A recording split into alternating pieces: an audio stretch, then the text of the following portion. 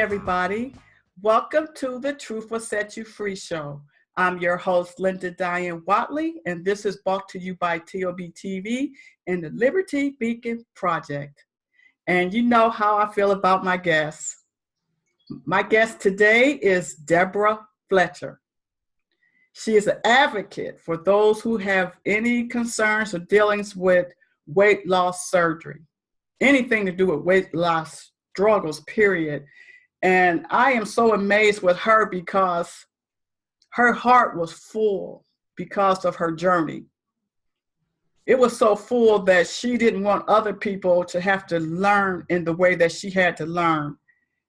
10 years she had to become her own psychologist, her own doctor, her own guide and support. And the things that she have learned, the things that she have suffered dealing with weight loss, she wants to share with the world. She has written an amazing book. I suggest, even if you're not thinking about losing weight, this book is excellent for the inner person, because that's what weight loss is really all about, is the inner person. And she reveals that in what she shares with others. She has an amazing online Facebook support group for people suffering with surgery or had it, thinking about it, aftermath of it. And she does not hide anything. She is so transparent, beautiful soul. And I am just so delighted to have Deborah on my show. How you doing, Deborah? Hello, Linda. How are you? I'm really happy to be here.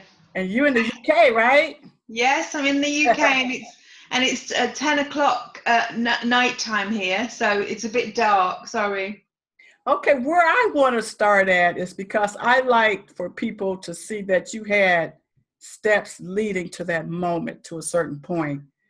I was wanting to ask you, as a little girl, when did life seem perfect to you? You're all about the truth, so I'm gonna have to tell you the truth. I don't remember having any perfection. I'd never remember perfection, just turmoil, lots of fighting and violence in the home, mum and dad. And I guess I was a bit of a lonely child, and I used to wander around I grew up in South Africa, so I used to wander around to the neighbour's house and play with their little girl. So I guess that was bliss. That was a moment of bliss. But then going home again, it'd be back to the turmoil. Okay, and then the next thing that comes into your life that was pivotal, even though you had that type of home environment, your parents went separate ways. Yeah, Dad stayed in South Africa for a year and then met and married another lady, and Mum came back to the UK with me. I think, like you said, this is a pivotal moment because for me, I'd lost my dad. So my dad was, then gone on and starting a new family. And my mum thought it would be a really great opportunity to put me into boarding school, private school, which is probably a fantastic opportunity. But at 8 years old, all I saw was that my dad was gone, and now my mum was gone too. So it just felt like a double abandonment. So would you say there was a time in your mom's life that she had weight issues? Yeah, when she was, well, I still think my mom's got weight issues now, and she's 75. Uh-huh. Yeah, so she's still obsessive about food, but when we lived in South Africa, she was stick thin, really, really skinny, and she won't admit it to you, but she definitely had anorexia and some bulimia at points as well. So, and that kind of spilled off into your world, right? Definitely, yeah. I mean, I think because she didn't want me to, I was predestined to be a chubby child. So even at the age of 3, I had like chunky legs, and I really enjoyed my food. And so I think she became obsessive about my weight. So, and that transferred to me as a very young child. So we had a housekeeper, Selena, a South African amazing woman, and I absolutely doted on her. And she used to feed me mealie meal, which is like porridge or oatmeal. And so if Mum said, no, you can't have anything to eat, I used to go to Selena and she would feed me what she had. So even at that early age, sort of 6-ish, maybe 5, I was secretly eating. So what I'm saying here is the foundation was already set in motion. You couldn't even stop it. No. For one thing, would you say that weight issue that your mom had, would you say it's heredity or was it behavioral? That's a really difficult question to answer, because I would say a lot of it was behavior, because she was so over the top and neurotic about it. But when I look back now, my biological father had weight issues, his sister had weight issues, and my half sister, who he went on to have, has weight issues. So it's a question I'm not sure I can answer. I think perhaps a bit of both. But I mean, how old was you when you actually realized your weight was a problem to you? Not to your mom, but to you. I think when I was 8, and then we were in a private school, and there was like a load of girls in a dormitory, and then we used to steal sweets, and I guess that sort of like normal, really, child behavior, trying to get away with pinching sweets and eating them. But then it became a big thing to me to have that, to have that sort of secretive side of me.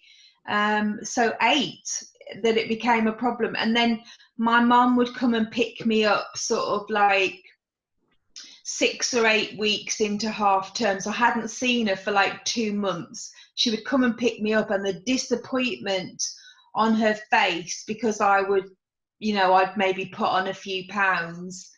So then it became a problem, because I recognised that even at 8 years old, that she was disappointed to see me, and I built it up, like, I can't wait to see my mum. I would be counting the hours, and then she would turn up and just be like, oh God, look at you, and So that right there was setting your stage. It wasn't about them. It was about your reaction to them. Yeah. Yeah, that went on for how long? Sorry, which part went on for how long? How long did you use food as, what would you call that? A comfort. Right? Yeah, was it a comfort? Yeah. I'm 52 now, and I probably still do that to a certain extent. It's a learned behavior, and if it's fundamentally in you at that child age, I'm not sure that you can manage it. I can manage it, but my first instinct, even after losing 170 pounds and maintaining that for 16 years, I still automatically, if something upsets me or hurts me, or I get frustrated and angry and I can't get the outlet, my first instinct will be to have something to eat to comfort that. So that's still there. It's just that I've learned to manage it. So that I don't, so I'll eat fruit, or I'll eat some sort of protein, or I'll go for a walk to distance myself from that, or I'll meditate. And see, that's what you call your emotional eating. And one of the things that I've learned about that, because I deal with weight issues from the time I was around your age too, for various reasons. But what we don't realize is the anxiety part of it. Yeah. We're not really dealing with emotion as much as we're dealing with anxiety. Yes. And if we could just twist it a little bit, that anxiety, then we would have time to exhale for a minute and find something different to do instead of a quick fix of putting something in our mouth, because that's just another way of having a focus. See, Yes. what we can do now is create a focus. Yeah. Okay, instead of a food focus, call a friend, you know, or pick up a book, or like you said, go for a walk. But we don't know those things at that time. That is We see anxiety. It's the more anxiety yeah. brings up two main impulses: Yes. fight or flight. Right? So you Right. either trying to run away from what's causing that anxiety, or and you forget that there's a third option, which is to be still. Yes. And to go inwards, pray, meditate, like you say, phone a friend, and divert your anxiety to give you enough time to not act on that impulse in that second. Now, it's not just food, it's the same with people with Drugs. alcohol problems, with drug problems, with shopping addictions, with dysfunctional relationships. It's about managing, and instead of running away from your problems, is sitting with it. What did and you feeling it. Right. What did you actually see that you were fat? Oh God, yeah. You actually saw that you were fat. Yeah, and I have still body dysmorphia. So having spent sort of 10 years at 300 pounds, it became part of my psyche. So I lost 170 pounds in 8 months, but still looked in the mirror and saw big, obese. So and still now, I still have days where I'm not sure what I'm looking at in the mirror. You know, I still see big, and I have to have people validate me and say, no, you're small now, or you know, you're okay. Hey, that sound like to me somebody need to come with post-traumatic stress fatness disorder. Yeah, that's a new thing. You know, you just invented something. Because you're having flashbacks. Yeah, I guess. Triggered flashbacks of fat. Yeah. It's like, you know, PTSD is locked picture frames. Yeah. See, so you can bring that to the group. Too right, because yeah. I think if you are abused as a child, I honestly believe that you suffer from PTSD anyway. Yes, I really do. It depends on how traumatic it is. I do actually think that you take that with you. Oh, definitely, no doubt. Okay, so what was that pivotal moment where you said, okay, I got to do something because I've tried so many things and they haven't worked? Right. What made that happen? So I was rocking on the floor in the bathroom and I just wanted to end my life. And I was just sitting on the floor thinking, what the hell am I doing? And, you know, I was so miserable. I just thought, I don't want to be here anymore. And the only reason I didn't take my life at that point, because I was so miserable. And obviously it wasn't just because I was overweight. I had so many psychological problems and issues from abuse that I just felt so bad. And then my daughter was like 5-6 years old. So I thought that was the only reason that I didn't do something terrible. You said you were abused? Pardon? You said you were abused? Yes. Was it in the home or was it at that school that you had to go to? No, it wasn't actually. It was a next door neighbour when we lived in South Africa. And also it was home, unfortunately. My mum was quite violent and herself a historic victim of abuse as well, went on to carry that on, unfortunately. And I don't talk about it much in the book because I'm a great believer that it's not, it's like, that's my old story. This is who I am now. I told the story, but I don't want to go into great detail because Mum's still alive. So Right. Well, just to give them an overall picture, that was sure. all.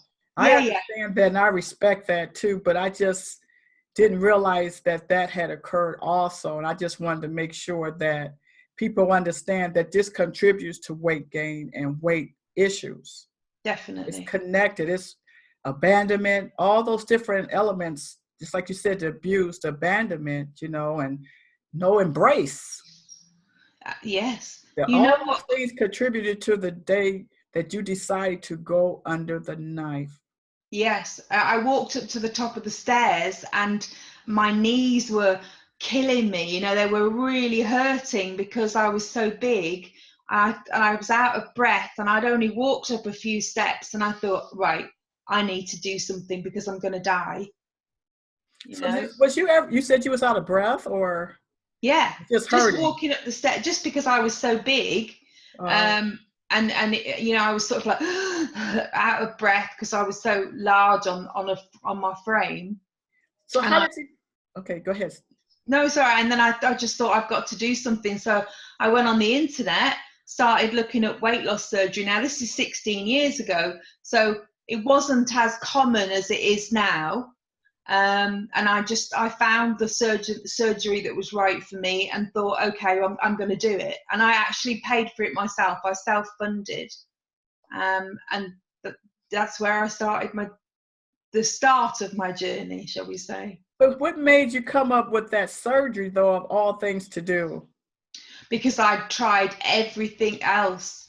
And to me, all I was focused on, Linda, was being slim or being small, because I thought stupidly that was the answer to all my prayers. If I could just be slim, then I'd have absolutely everything. I'd be able to find a good man, I'd be able to find a great job, I'd feel better about myself, my mum would like me, she'd be proud of me. All of these things that I thought I would gain out of being slim. That is obviously not the case, because I went on to lose 170 pounds in 8 months and was the same screwed up person that I was before the surgery. So I was still messed up in my head, only I was smaller. So when you say what was one of the main things that stuck with you about yourself that made you realize that the surgery didn't take care of you? because because I still had my same issues. I was still scared of being abandoned by men, and I always attracted the wrong kind of men. And there's only so many relationships you can have that are disastrous before you start thinking, I think the common denominator here is me, not them. I did spend a lot of my life blaming other people, until I realized that if you want to catch a different fish, you've got to change the bait. Oh. And I think that at that point, you have to realize that you have issues and that you have problems, and that you need to rectify those. Otherwise, you're going to carry on making the same mistakes over and over again. And that was the stage that I realized that I had a lot of self-healing to do. So when you woke up, after the surgery was complete, do you remember the first thing that came to your mind? Yeah, because I'd stopped breathing, so I had sleep apnea. I didn't know I had sleep apnea, and after the surgery, you're so far under the anaesthetic, deep under the anaesthetic, that when I actually woke, so when I'm aware, I'd stopped breathing and all the alarms were going off, and like people running around, and that was my first thing. So it wasn't, I'd worried beforehand that the first thing I'd think about when I woke up would be food.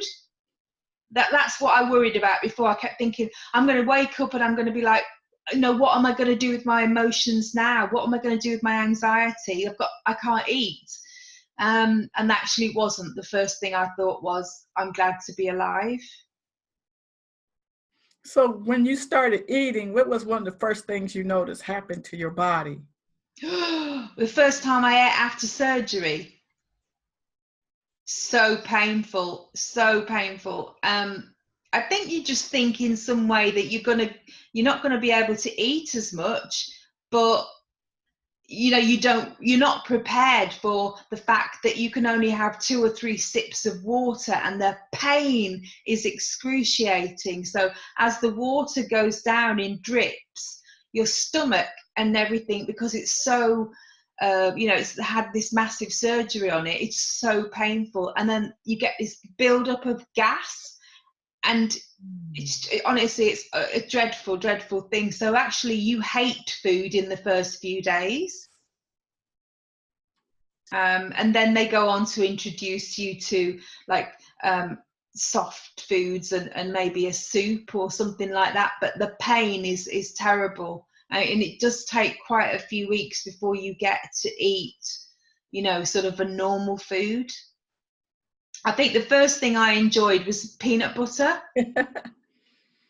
Wow, that was in the hospital? No, that was about 6 weeks later, and I had it on a spoon because it's very high in protein, peanut butter. And I still have that now. So I have peanut butter on a rice cake with bananas. So yeah, it's very high in protein. You've got to eat sort of 80 grams of protein a day. So how long after your surgery that you felt that it was a good idea? I'm not even sure it was a good idea today. I think that like in the US, because obviously a lot of my group that that you've seen, out of the 1,850 people in the group, 1,800 of them are from the US. So I've got like about 50 Brits, and the rest of them are from the USA.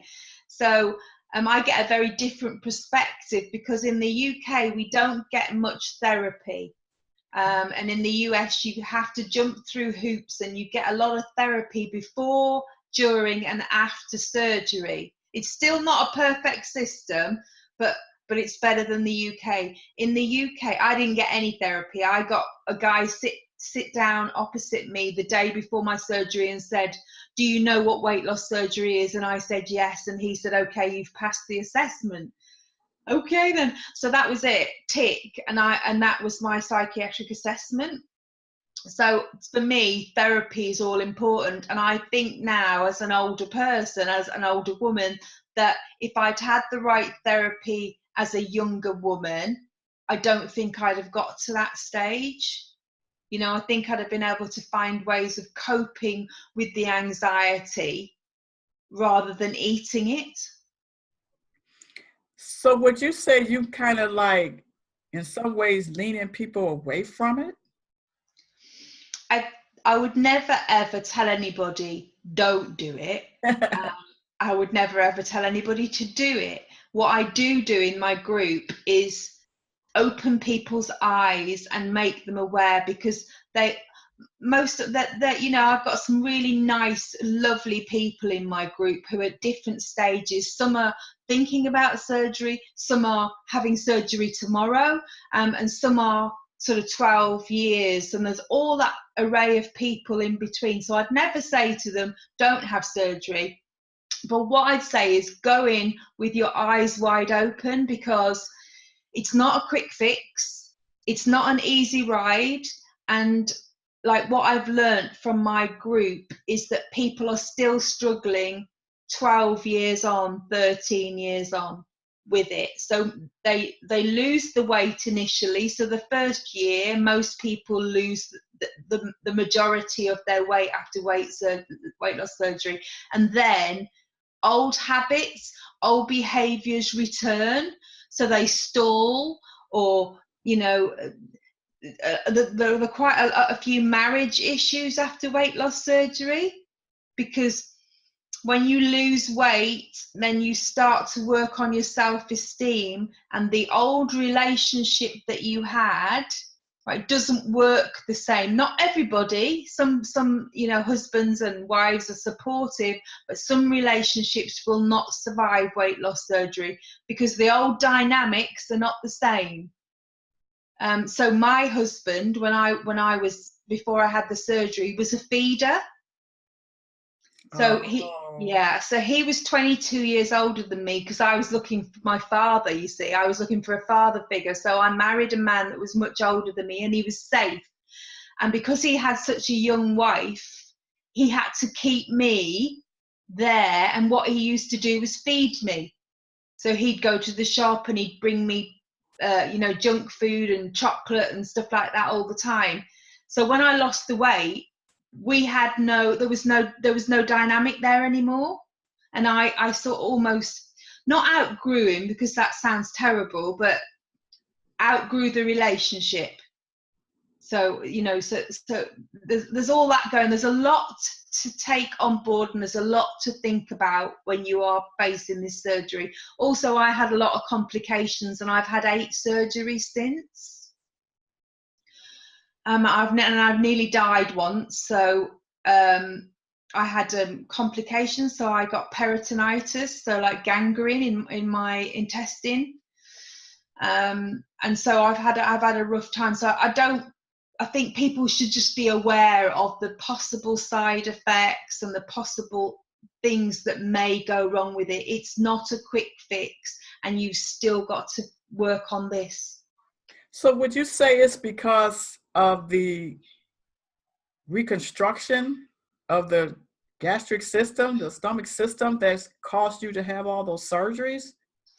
Well, it was explained to me by a surgeon like this. When you are a size, it's a different size in the US, but when you are 300 pounds, which is a British size, clothes size 30 here, but I'm guessing that would be, your size is slightly different to ours. So if you're that big and then you lose a dramatic amount of weight, where you were big, your organs, right? So your intestines stretch. So when you've lost that dramatic amount of weight, your body obviously goes smaller, but you've still got the organs. So I had too much intestine for my smaller body.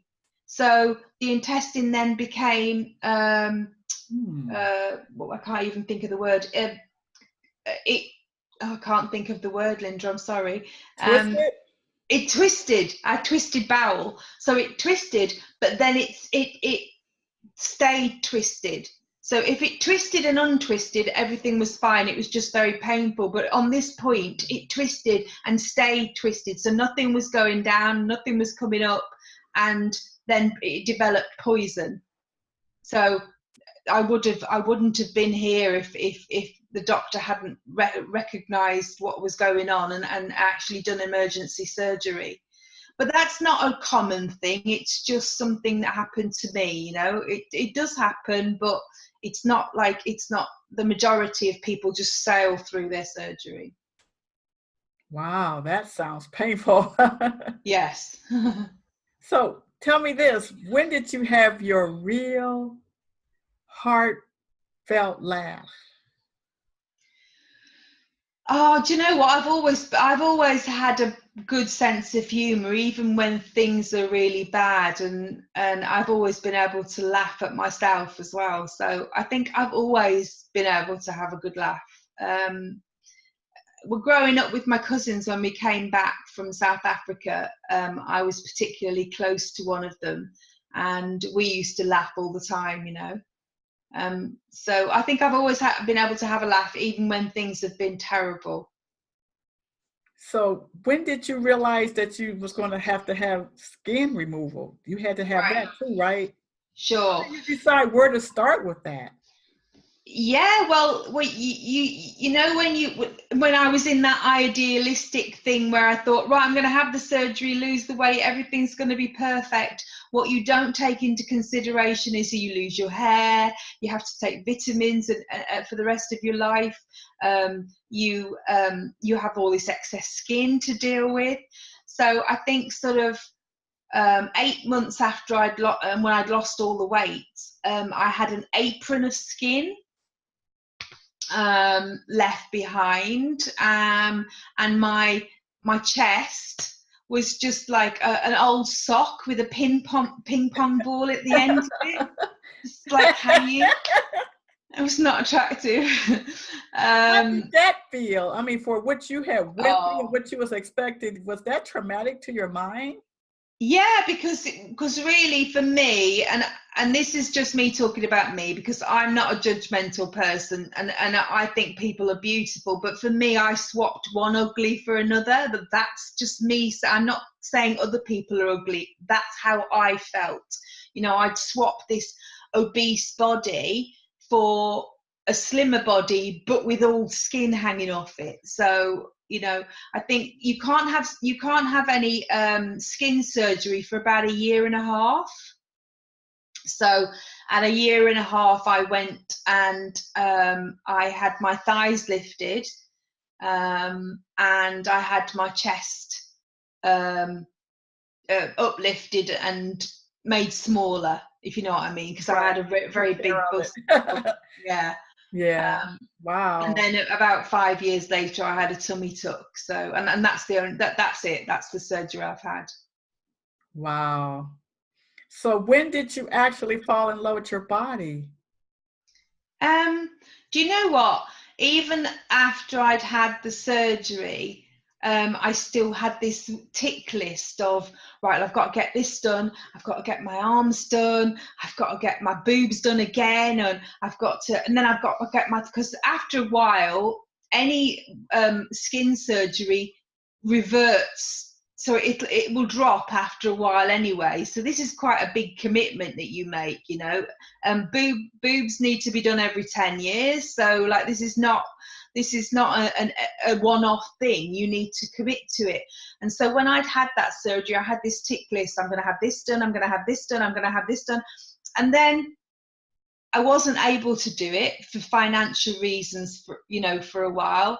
And that was the best thing that could have happened to me, because I grew to love what I had then. And I'm not perfect. You know, my stomach's great, my stomach's fantastic, but there are parts of me that are not perfect. But I've grown to love my body anyway, despite the perceived flaws. So, and that was just through therapy and meditation and soul searching and praying and you know, finding myself, finding the little girl that was lost. Oh, because I tell everybody, like in your situation, I can strongly relate to it very easily. And one of the things, like when I went through my healing period with my childhood, one of the things that I did was, and I tell everybody, you have to go back and get that child.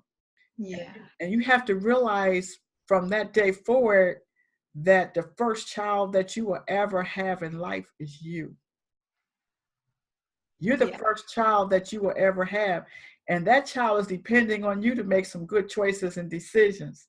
Yeah. And you know, it really clicked with me because I had children. Yeah. And I said, oh, so this is how you love. Yeah. And so I said, I have to go back and get her Yes. and make sure she feels secure and safe. But give her the unconditional love Yes. that And she didn't accept get it. And elsewhere. she Yeah. accept it.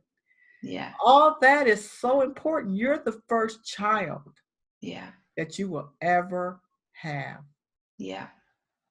That's a big responsibility that we Yeah. didn't even realize we had. No, Didn't have no clue because we didn't have no cover that's right.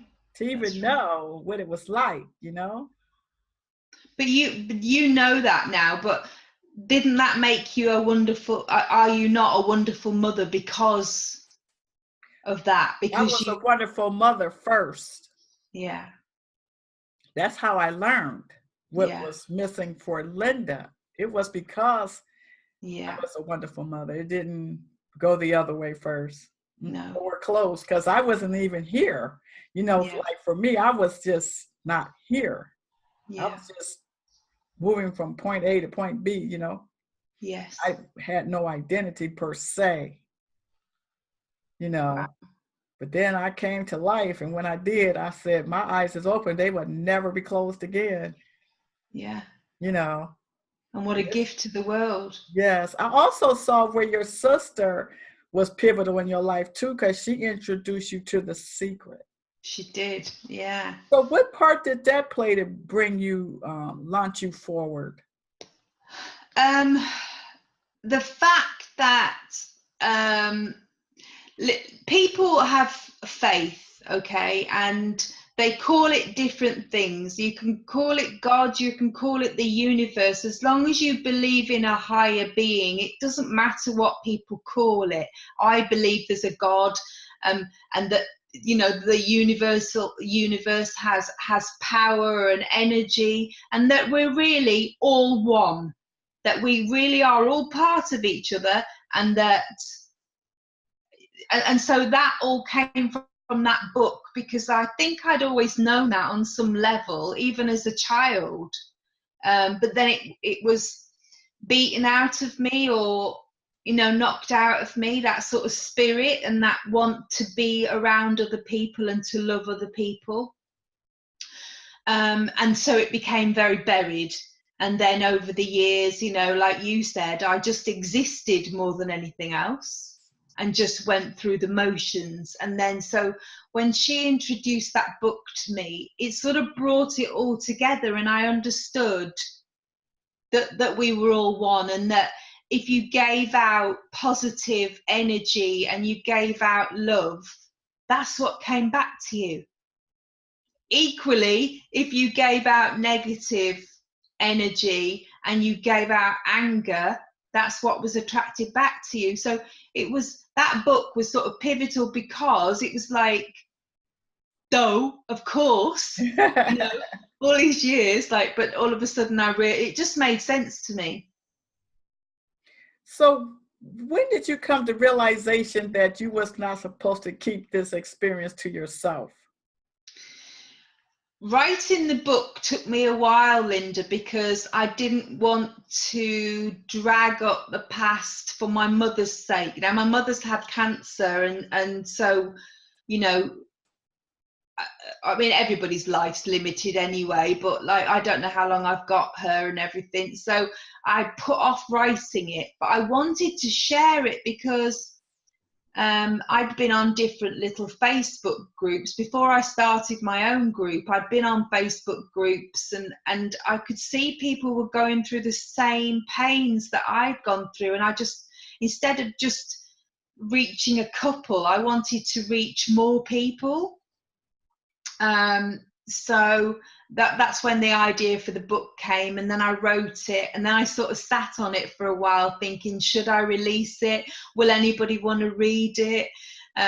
Will people reject me? You know, I went through all those sort of things when you think, I can't be an author, I'm just a normal person. I went through all of these sort of things, and then eventually sort of released the book.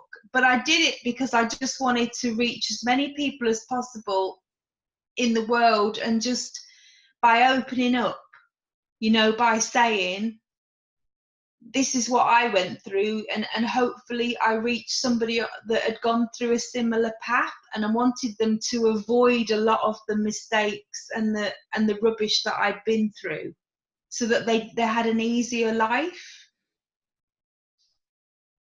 That you did, because your group is over 1,800 people? Yes. Yeah, and you call that group Emotional Side of Weight Loss Surgery? Yeah. Support group, right? Yes. And you said they're actually teaching you some things also. Sure. Yeah, I mean, I started that group only a year ago, so there were 7 of us when we started, and I just thought this is going to be like a 30 people group, which is really funny now. And I thought, I'm just going to give to them, because I'm a very giving person, and I just thought, I'm going to give my advice and support and give my love to people, and that was great, a nice outlet. And then it just grew and grew and grew and grew. And as it grew, I gained friends that I will have for life.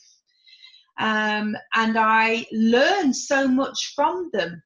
You know, I learned their different methods of coping with terrible things that had happened to them.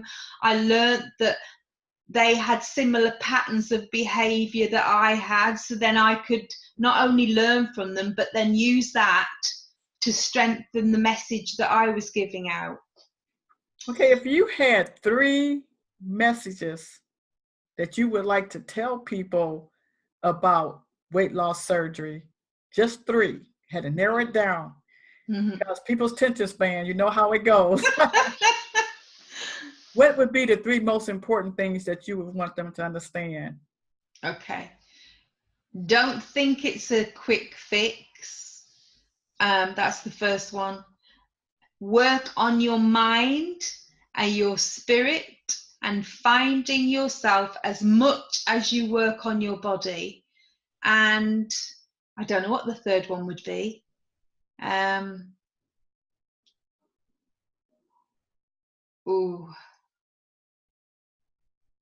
Find another outlet for your anxiety. Like, as we said earlier, you know, find something else, that walk in nature, whatever you need to do yoga, who cares? Just find another outlet to give you space. So what is one of the character traits that you gained from having this surgery that you didn't have? Tenacity. Really? Yeah. I think I've always been a little bit that, but I just gained more of it, because when you think you're going to get a quick fix and it takes 10 years, you have to learn to get back up every time you fall over, you know, and you just have to keep going. So I learned that I'm a very tenacious person. So. Okay, you wrote your book and you have created this amazing support group on Facebook. Is there anything else you would like to add to advance, to broaden your field with this? I desperately want to become a speaker. I speak to small groups and I do interviews in my group. I do all sorts of things all the time. I spoke to small audiences. I've also been on the radio, the BBC radio in the UK. But I want to reach more people. I want to be able to get up on stage and talk to people who are either thinking about surgery or have had surgery and they're not doing so well. And I want to give them a clear message that you can do it, but you've got to have a holistic view. It's not just one thing. So I desperately want to become a speaker. And also I do one-to-one coaching with people to help them through that this difficult time from before to after surgery. So you know, so I do that anyway for free. But what I found out, obviously, I need to value myself and my time. So I've just recently become a qualified coach and started to charge people, because I just give everything away for free, but unfortunately that doesn't pay the mortgage. Do you remember that moment when you reached someone? Yeah, I've been gifted. Thank you, Lord. I have been gifted with that several times over the last couple of years, where I have reached people and changed their lives. And that there's no bigger gift than knowing that your words and your support have changed someone's life for the better. Well, is it a ratio of more women than men, or is there men? Yeah, there are 3 men in the group. The men don't like talking about their feelings. Yeah, I figured that. Yeah, So, there are 3 guys. oh, okay. So if someone wanted to reach you or get your book or communicate with you, how would they do that? Okay, well, they can find me on Facebook. So it's Deborah Fletcher. You'll recognize the face. My group is called The Emotional Side of Weight Loss Surgery. My book is called The Last Supper, The Truth About Weight Loss Surgery, and is available on Amazon.com. And it's only available on Kindle at the moment, but my sort of, what do you call it? A hardcover, you know, the actual book. Yeah, paperback, sorry. The paperback is coming out in the next 3 weeks. Excellent book. Thank you. I was just so amazed how transparent you were. It's different things. I just know a lot of people wouldn't want people to know that was going on with them, but you just really shared your soul, your heart. You really want people to understand what they are getting into. And in some ways, it could be a prevention, or in some ways, it could be peace of mind to just go on and do it. But at the same time, you really, really help people to see what it's really all about, especially that inner part that a lot of people, like you said, not even you was thinking about, but that is just so important to comprehend because that's going to happen. Yeah. And you did a great job with it too. Thank you. And I love that cover. There's a girl in my group. She did it for me. Excellent. I explained to her what I wanted because obviously it's called The Last Supper, and that's obviously got religious, connotations. So I wanted a picture that depicted me having my Last Supper in the 3 different faces. So yeah, I was really blessed that a girl in my group was able to do that for me. Yeah, I just hope everything that you desire will come to pass for you because you really have a heart for these people. Definitely. Thank you. And Deborah, you are on the Truth Will Set You Free show. Thank you very much. I'm so grateful to you, and it's been an absolute joy meeting you. Give us a truth to remember you by. Be true to yourself, be true to your heart, and love yourself first. Love yourself first. That's so important, but it's not something a lot of us start with. No. But when you get there, you're there. That's right. And I really appreciate you coming on our show today. It's a pleasure. Thank you for having me. And you're going to have to come back. Anytime, just let me know. Take care. Okay, thank you. Bye-bye. Bye-bye.